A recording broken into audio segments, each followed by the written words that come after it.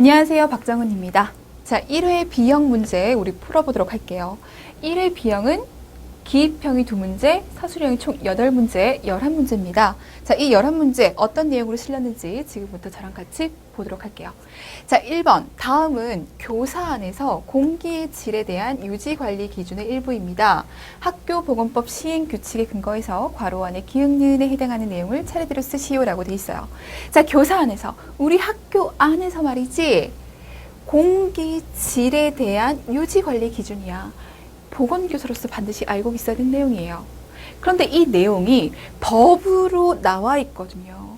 법으로 제시하고 있다는 것은 우리가 이 법에 관해서는 정확하게 한치의 오차 없이 기억해야 된다는 것을 얘기합니다.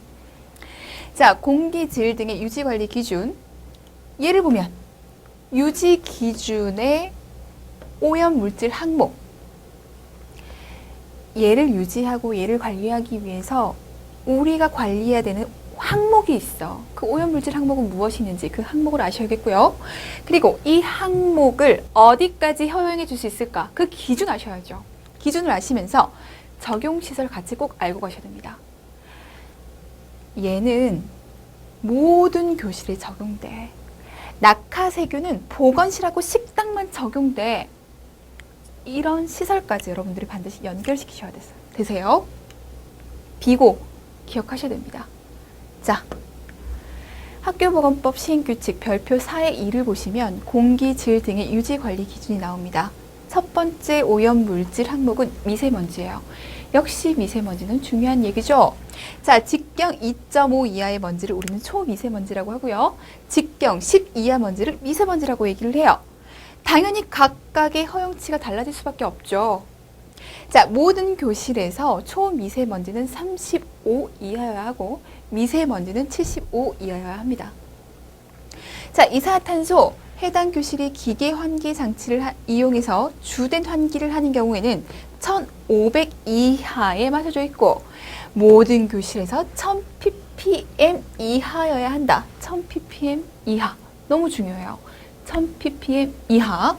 자, 포말데하이드 모든 교실에서 80, 총 부유세균 모든 교실에서 800, 낙하세균 보건실 식당 10, 낙하세균 위에서 떨어져 내리는 세균 보건실에서 식당에서 당연히 중요한 의미를 가지고 있겠고요. 자, 일사탄소 개별 난방교실, 도로변 교실 난방하고 자동차에서 나오게 되죠. 10ppm 이하, 이산화질소 마찬가지로 개별 난방교실, 도로변 교실입니다. 0.05ppm이에요. 자, 난방교실은 직접 연소 방식의 난방교실로 한정한다.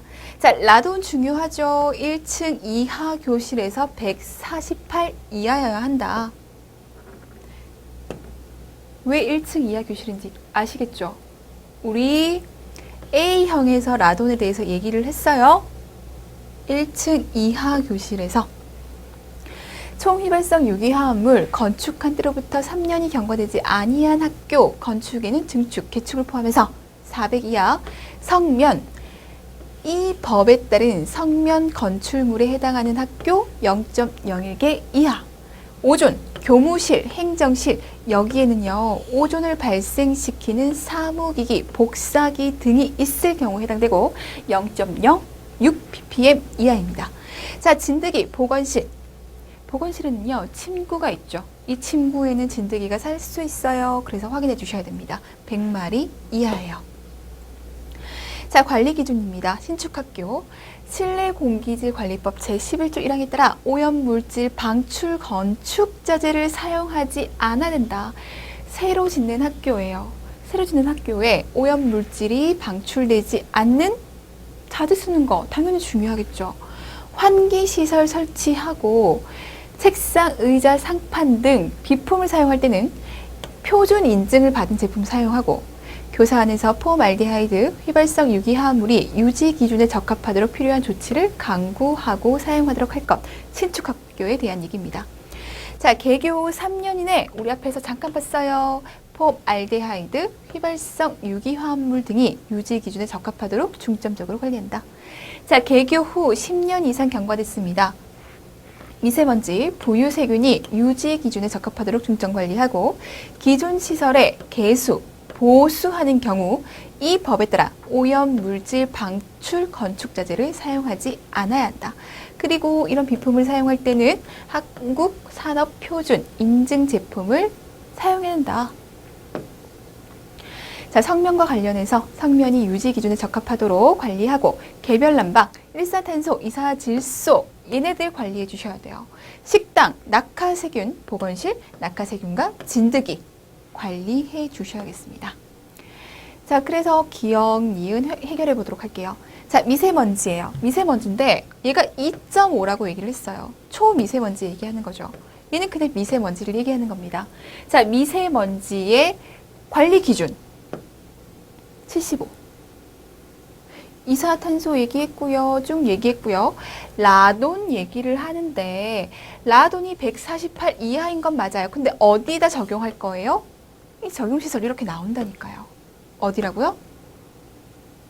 라돈은 1층 이하 교실에 적용해서 148 이하여야만 합니다. 자, 문제 2번이에요. 다음은 보건교사를 대상으로 성폭력에 관한 교육 자료의 일부입니다. 자, 괄호 안에 기역, 니은에 해당하는 내용을 차례대로 쓰시오. 성폭력에 대해서 얘기를 하면서 강간상해 증후군에 대해서 얘기를 할 거예요. 자, 강간상해 증후군이란 강간 후 생존자가 경험하는 많은 증상을 뜻하게 되고 강간의 피해자는 공황, 공포, 지배의 느낌, 무기력, 죽음의 위협을 표현합니다. 강간 후 생존자가 경험하는 증상을 강간상해 증후군이라고 하는데 많은 증상들을 나타내요. 심리적 반응 3단계가 나오죠. 총 3단계로 이루어져 있어요. 기억 단계, 외부 접근기 단계, 재조직기 단계. 자, 첫 번째 단계는 매우 심한 두려움이에요. 죽을 것 같은 두려움이에요. 초기 반응으로서 샥, 불신, 부정 나타나고 당황하고 굴욕감 느끼면서 목욕하고 자신을 깨끗이 하고 싶고 분노, 불안, 무력감을 느끼면서 자신을 비난하고 죄의식을 가지면서 마음에 몇 번이고 그 장면을 떠올리게 해요. 신체적 증상이 나타납니다. 첫 번째 반응이에요. 강간을 당하고 나서 첫 번째 반응이에요. 극심한 두려움, 극심한 불안, PTSD 증상 당연히 나타날 거고 이런 첫 번째 반응이 나타나는 시기를 우리는 급성기라고 얘기를 합니다. 첫 번째는 급성기예요. 자, 이 급성기가 지나가게 되면 직장이나 학교로 돌아가서 일상적인 역할을 재개하기 시작합니다. 진정이 되더라도 실제로 얘는 니은과 억압에 의한 적응일 뿐이다. 방어기전 얘기하고 있는 겁니다. 자, 급성기가 지나갔어요. 죽을 것 같은 두려움. 그래서 나타나는 신체적인 증상들. 이런 것들은 좀 사라져서 내가 원래 생활하고 있던 그 상태로 돌아가긴 하지만 그 일이 없어졌던 건 아니에요. 없어졌던 건 아니지만 나는 다시 잘 적응하면서 살아야 돼. 외부 적응기. 그러기 위해서 사용하는 방어기전이 있다고요. 이 기간은 일생을 조절하는 데 영향을 주는 중요한 회복 기간입니다. 잘 적응할 수 있도록 해야 돼요. 그 일이 생각나지 않도록 무의식에 묻어두고 그 일이 마치 없었던 것처럼 하는 거예요. 부정이라고 하는 방어기전을 사용합니다. 자, 재조직기, 억압감, 불안감, 강간에 대해서 얘기하고 싶은 강한 충동을 갖는다. 해소하고 싶은 거죠. 자아 개념이 변하면서 강간에 대한 감정이 해소되게 된다. 자, 1단계 급성기.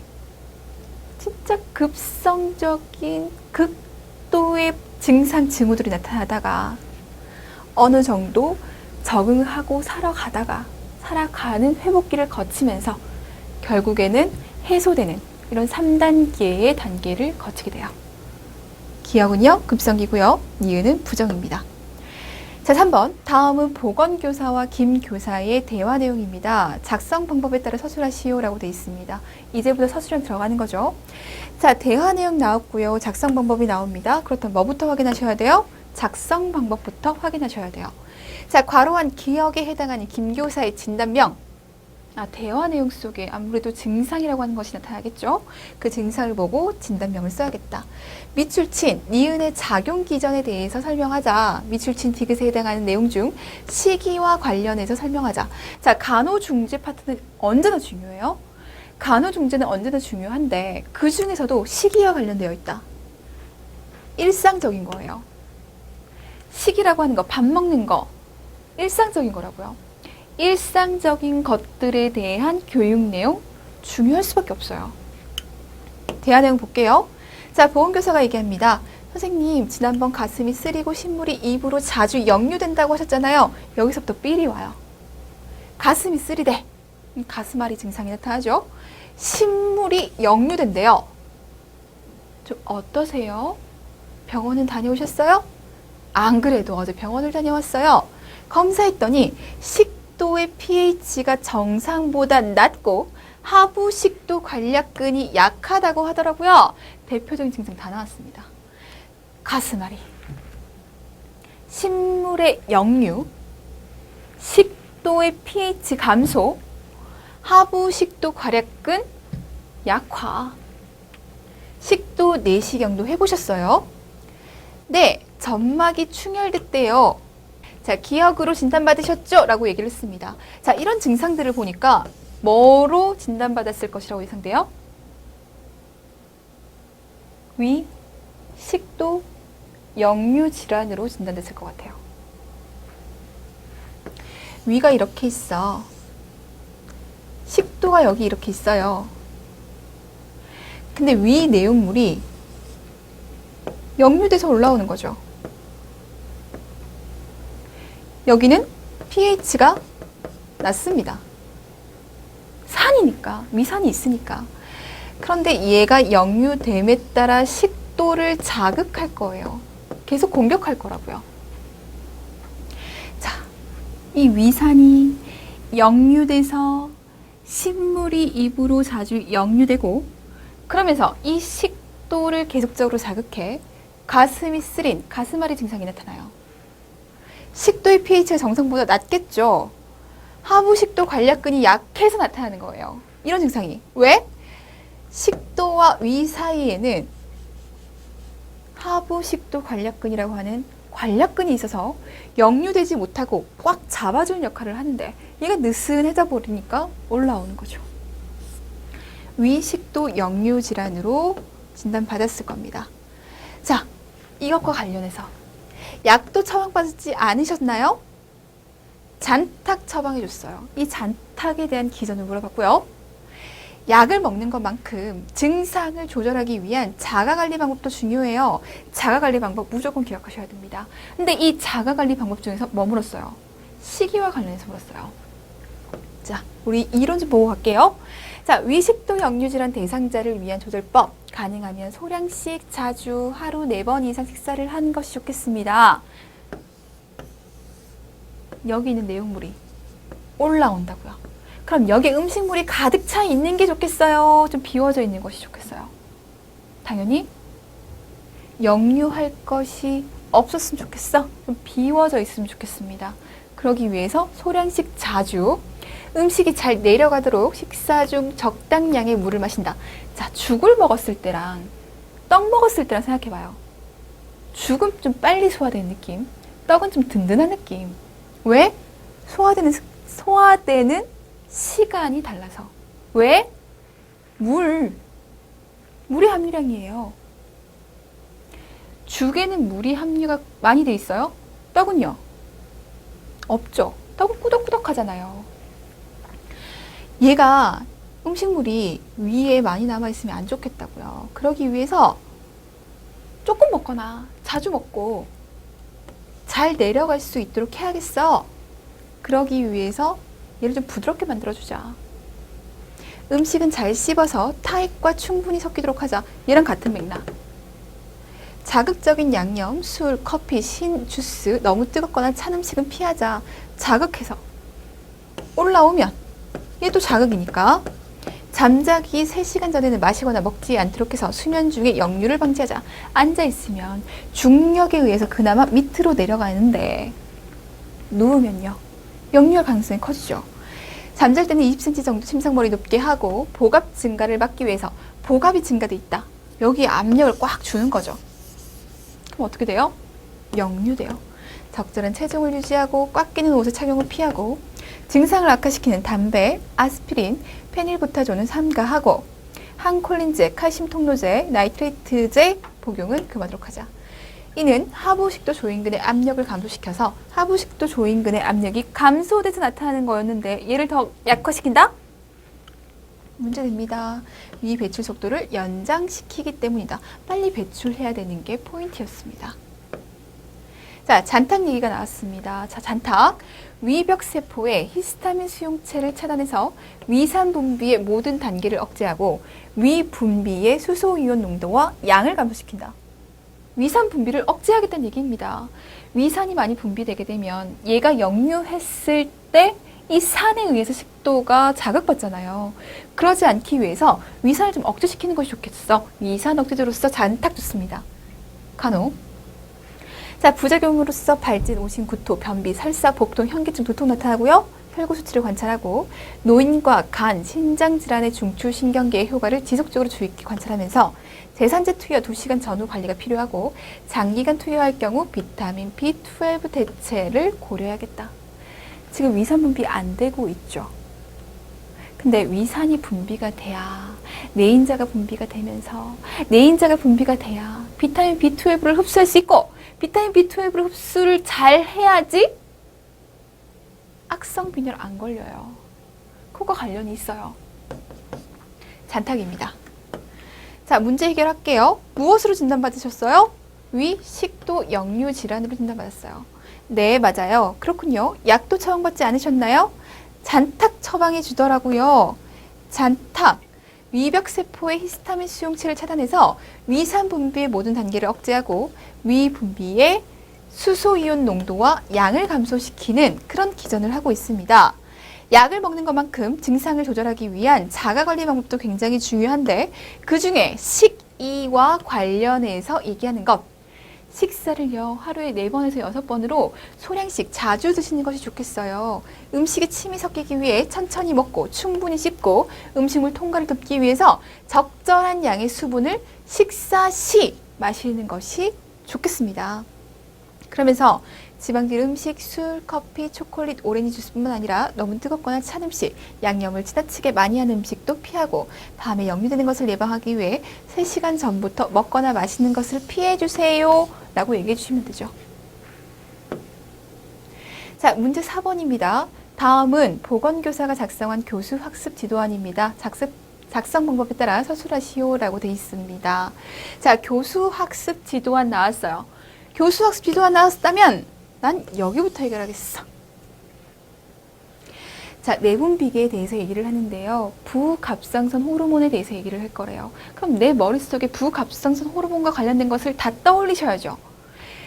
그 중에서도 호르몬의 기능, 이와 관련된 질환, 관리 방법, 부갑상선 호르몬, 부갑상샘 호르몬에 대한 문제가 나오겠구나 예상을 해보시면서 그 다음 하셔야 될 것이 작성 방법을 확인하는 겁니다.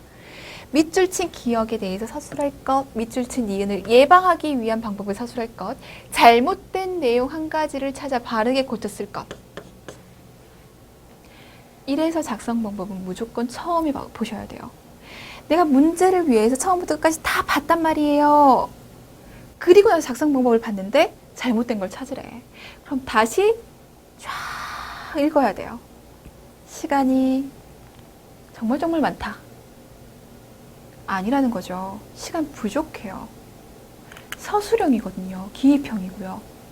내가 공부한 것을 얼른 떠올려서 정확하게 답을 써야 되고 그 답을 풍성하게 만들어내야 돼요. 정확하게. 시간 낭비할 게 없다고요. 자, 어쨌든 잘못된 내용 한 가지를 찾아 바르게 고쳐 쓰면서 기억에 대해 서술하고 니은을 예방하기 위한 방법을 서술해야 됩니다. 자, 어떤 문제들이 나올지 좀 예상해 볼게요. 자, PTH에 대해서 얘기를 하면서 자, 구조와 기능의 PTH의 기능, 신장에서의 작용. PTH가 신장에서 작용하고 뼈에서 작용하고 위장관계에서 작용을 하는데 그 중에서도 신장에서의 작용에 대해서 설명을 하라고 했어요. 그리고 신결석에 대한 얘기도 있네요.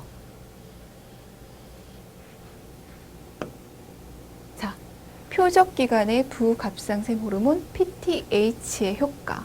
신장에서 효과가 있고 뼈에서 효과가 있고 위장관계에서 효과가 있고 PTH가 나오는 이유는 혈청 칼슘치를 증가시키기 위함이에요. 혈청 칼슘이 감소되면 PTH가 막 분비가 돼서 칼슘을 끌어당겨 오거든요. 신장에서. 비타민 D를 활성화시킵니다. 비타민 D가 있어야 칼슘을 흡수할 수 있습니다. 비타민 D를 활성화시키고 칼슘과 마그네슘의 신세뇨간의 재흡수를 증가시키고 칼슘을 끌어당기죠. 인, 중탄산염, 소듐 배설을 증가시킨다. 인과 칼슘은 항상 반대라고 생각하시면 돼요. 인을 배설시키고 칼슘을 끌어당기면서 비타민 D 활성화시키는 것. 신장에서 역할. 자, 뼈에서 역할. 뼈에서 세포 외액으로 칼슘과 인의 배출을 증가시킨다. 뼈에서 칼슘 끌어당겨 가지고 옵니다. 골 형성을 감소시킨다. 골 형성이 되려면 골에다가 칼슘을 보내줘야 되는데 그러려면 혈청 칼슘치가 또 낮아지잖아. 그럼 안 되죠. 얘는 감소하고 오히려 골을 파괴해서 골 속에 있는 칼슘을 끌어당겨야겠다. 골 속에 칼슘을 가지고 오게 되면 골 파괴는 증가됩니다. 자, 위장관계. 비타민 D를 활성화시켜서 장관에서 칼슘과 인의 흡수가 증가될 수 있도록. 자, 비타민 D 활성화. 칼슘 흡수하기 위해서. 신장에서는 칼슘 인 반대로 와요. 결론적으로 혈청 칼슘을 증가시키기 위함이다. 자, 한번 해결해 보도록 하겠습니다. 밑줄친 기억에서의 작용. 신장의 세뇨간에 직접 작용해서 칼슘의 재흡수를 증가시키고 인의 재흡수를 억제하고 소변으로 인의 배설을 증가시켜서 혈청 내 인과 칼슘의 균형을 유지하면서 신장에서 비타민 D3를 활성 형태로 전환시키는 역할을 할 겁니다. 칼슘을 흡수하겠다. 인 배설시키겠다. 비타민 D 활성화시키겠다. 이 내용이 들어가셔야 돼요. 자, 부갑상생 기능 항진증의 증상과 병태 생리. 부갑상샘의 기능이 항진되어 있어. 그러면 혈청 칼슘치가 쓸데없이 너무나 높아져 버리죠. 그러면서 골 파괴는요. 증가돼 있을 거 아니에요. 이 뼈에서 칼슘을 가지고 와서 혈청에 넣었으니까 얘는 증가, 얘는 증가. 이렇게 간다고요. 뼈가 손상돼요. 뼈 내에서 파골세포의 성장과 활동의 증가를 초래하면서 골 흡수를 증진하고 뼈에서 혈액 내로 칼슘이 이동하게 돼서 초래가 된다. 파골세포에 의해서 골을 파괴해서 칼슘을 끌어당길 거야. 혈액 내로 칼슘을 끌어당길 거야. 그래서 뼈는 손상돼. 폐, 근육, 심장, 눈에 칼슘이 침전돼. 왜? 혈청 내 칼슘이 진짜 많은 데 있지. 이 칼슘이 우리 몸을 타고 막 지나가다가 어디 저장될 수 있는 공간, 침전될 수 있는 공간, 쌓일 수 있는 공간에서 쌓인다는 거죠. 신장이 손상돼 혈청 내 칼슘이 계속 상승하게 되면 과량의 칼슘과 인이 신체에서 배설돼서 상실하게 된다. 그렇죠. 신결석. 많은 양의 칼슘과 인이 신장으로 배설되기 때문에 초래되는데 이 신결석을 예방하기 위해서 어떻게 해주면 될까? 많은 양의 칼슘과 인이 신장으로 배설되면서 이 신장에서 칼슘이 결석됐잖아요. 돌을 형성했다고요. 심장이나 신장장애가 없으면 신결석을 예방하기 위해서 수분 섭취를 3,000에서 4,000으로 증가시킨다. 수분량을 증가시켜서 소변으로 빨리빨리 배설될 수 있도록 합니다. 저칼슘 시기를 권장하고 유제품은 제한한다. 유제품 안에 뭐가 많아서? 인이 많아서. 고산성 시기를 권장한다. 소변을 산성화시키고 칼슘염의 침전을 예방한다. 소변이 산성화되어 있을 때. 칼슘석은 강한 산성 소변에 녹고 알칼리성 소변에 녹지 않는다. 그래서 뭐 하란 얘기예요? 일단 물 많이 마셔. 저칼륨 시기에. 그러면서 소변을 산성화시킬 수 있도록 해야 돼. 이런 얘기들 들어가면 됩니다. 자, 뇌가독 치료. 피로세마이드, 라식스. 이거 뭐예요? 이뇨제죠.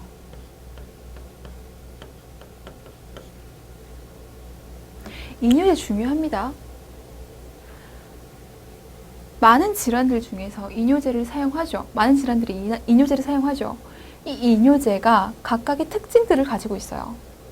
소변량을 증가시킨다, 우리 몸에서 수분을 제거한다. 이건 기본적인 거고, 그와 함께 특징적인 것들이 있잖아요. 라식스가 칼슘을 배설을 촉진해. 티아자이드계 이뇨제가 강력한 칼슘 배설을 촉진해. 포사맥스가 고릅수를 억제해서 혈청 내 칼슘량을 정상으로 유지시켜. 다 맞는 얘기인 것 같죠? 정확하게 모르니까 다 맞는 얘기인 것 같아요. 잘못된 내용 여기 있습니다. 자, 티아자이드계 이뇨제는 신장에서 칼슘을 정체시켜요. 지금 배설해야 될 판에 정체시켜.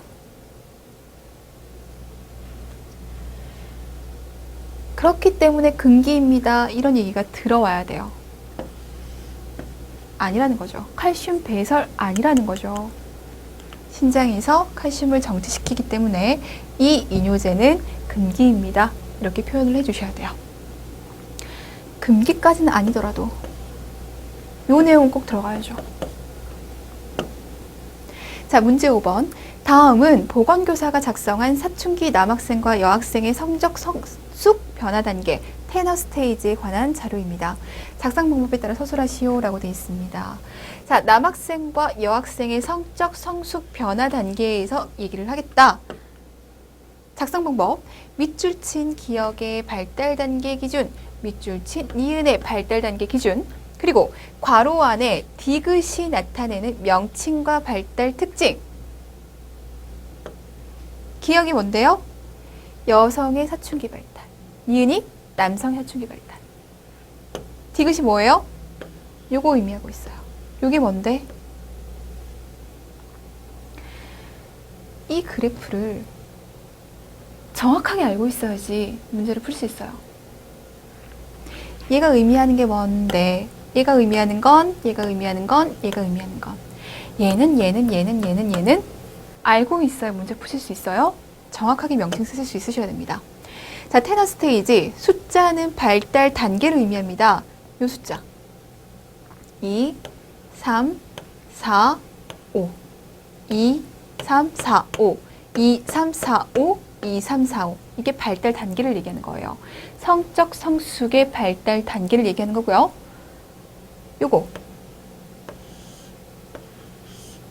요거는 성장과 성적 성숙 변화 나타나는 동안의 연령 얘기. 꼭지점, 키 성장의 최고점. 남학생의 성적 성숙 변화 단계에서 키의 최고점. 아, 이쯤이구나. 13살과 14살 사이쯤. 여성은요? 이쯤. 이렇게 해석을 하셔야 된다고요. 그러면서 성적 성숙 변화를 얘기할 때 남학생의 키, 음경, 고환, 생식 성장률, 음모에 대해서 얘기를 했고, 여성의 성적 성숙 변화를 얘기하면서 키, 초경, 유방, 음모에 대해서 얘기를 했어요. 그러면서 이런 것들을 통해 발달 단계를 결정합니다. 이게 테너 스테이징이에요. 자, 발달 기준들 보면서 얘 먼저 찾아볼게요. 남학생과 여학생의 성적 성숙 단계. 테너 단계는 남성과 여성의 사춘기 성적 성장 단계를 1단계 미숙에서 5단계 성숙으로 구분해서 설명한다.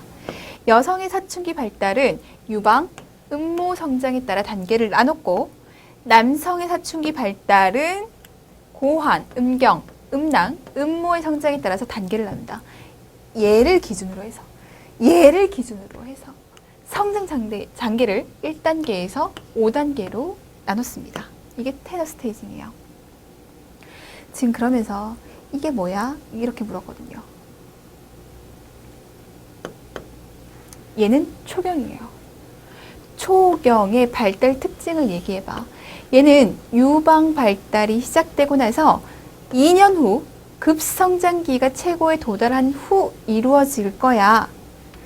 유방 발달이 시작되고 2년 정도 있다가 키 성장이 최고에 도달한 다음에 나타난다. 자, 여기 보세요. 여기가 지금 초경이에요. 우리가 살펴봐야 될 부분이 여기죠. 초경.